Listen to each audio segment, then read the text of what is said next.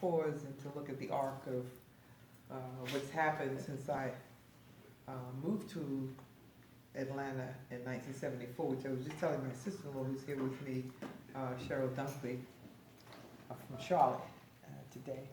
But this story is long, but I have to tell the short version tonight. And some of the things I really want to point out is that, you know, we're looking at this exhibition and this story as being a personal assigned story to my family. But I really look at it very differently. I look at it as a story that is much larger than that relative to a chapter of American history, world history specifically.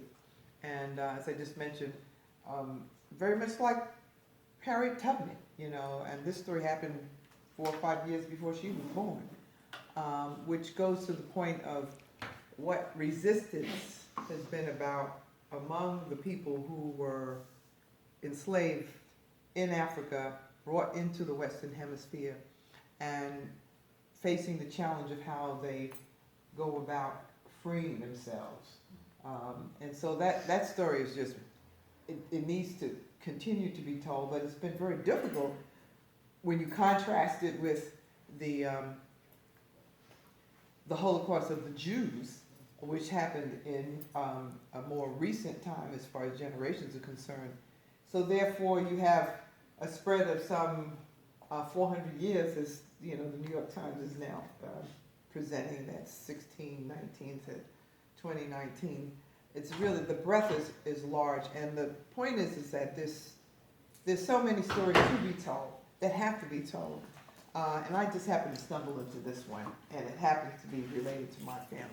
So the exhibition that is in the gallery is a response to information that I found. I didn't know that it was going to become an exhibition per se.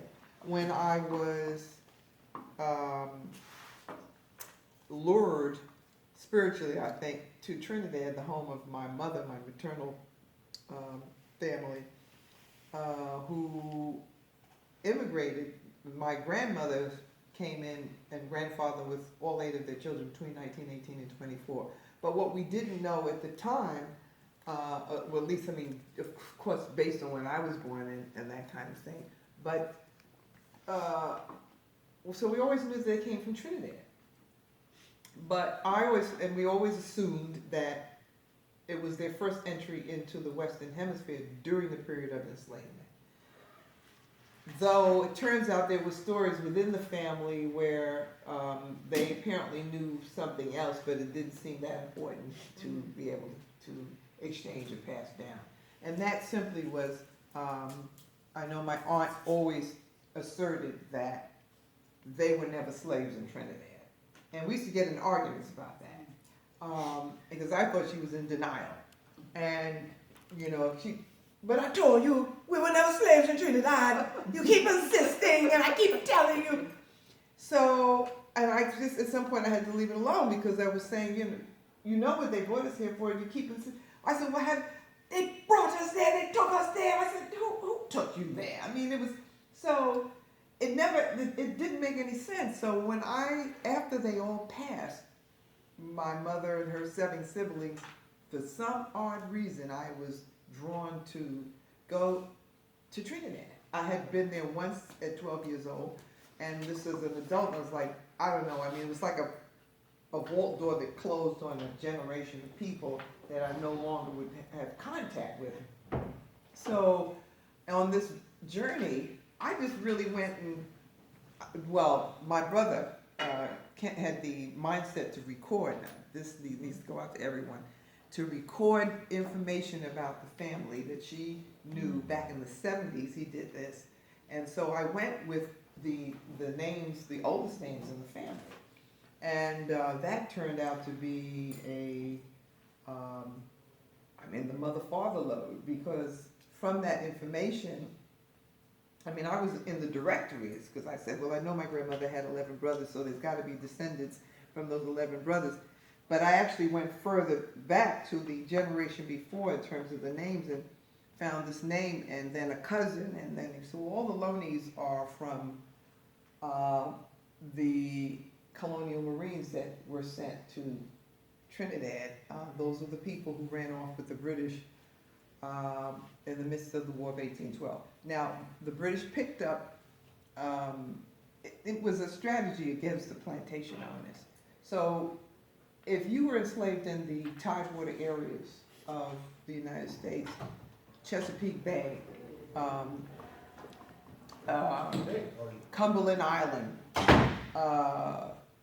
Spanish Florida, Apalachicola, Mobile, New Orleans, if you were within sprinting distance of these ships, the proclamation that the British issued at that time was that you could, they would accept you and provide, and by the way, in the cases in the exhibition, I don't know when we're going into the We're going to go in there now. Right, so I'll finish up with this.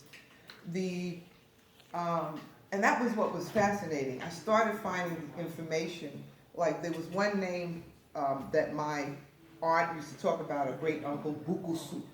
Yeah, Bukusu. And from a little girl, I was like, what kind of name is Bukusu?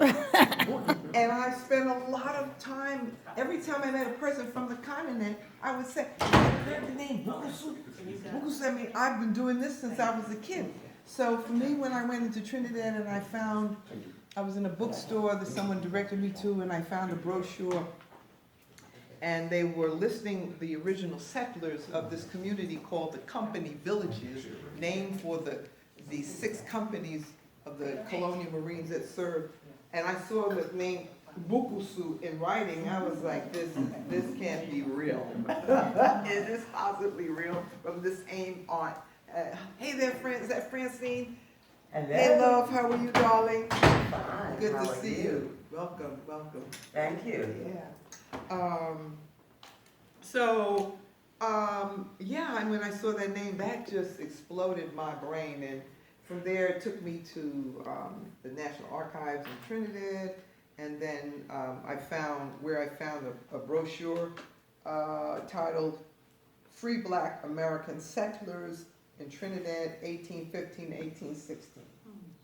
And in there, there would be, these names. Well, the author, turns out, was a Jewish Brit who married a descendant of one of the runaways from Cumberland Island. And he was really the lead genealogist. And he had been searching, excavating for 30 years at the National Archives in the United States, the University of Virginia, the National Archives in London, where the names of all of these people that came off these plantations, they're all listed in meticulous form on each day, where they got them from, which runaways and runaway slaves from the Chesapeake Bay, Cumberland Island. They got it documented in hard copy. And I every time I say that, I get goosebumps, because it's material that's there.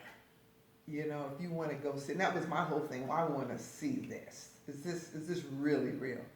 And so one thing led to the other. I got on the plane, next thing smoking. I went to England because he was in England. I want to show me. I got to see this. And so it went from there to the National Archives in Maryland, College Park, Maryland, where the reparation claims were from the plantation owners who wanted reparations for the property that the British took. So let me step back a bit. So what I was saying was that if you were in the tidewater areas, the British were accepting the runaways, and they issued a proclamation. All that, I have that in the archival area there that flank the entrance to the gallery. So take a look at that material, because it's very interesting. I even have the letter describing my ancestor's escape on April 18, 1814. And he escaped with 2 other people, Tom Saunders and Kennedy Breton. And what's not in there is the musters. There's a muster list in there, but somehow I didn't put the muster list in that actually had the same 3 names that were in the letter describing their escape. Those 3 names appear on the HMS Narcissus, runaway slaves from the Chesapeake Bay, same 3 names. April 18th, 1814.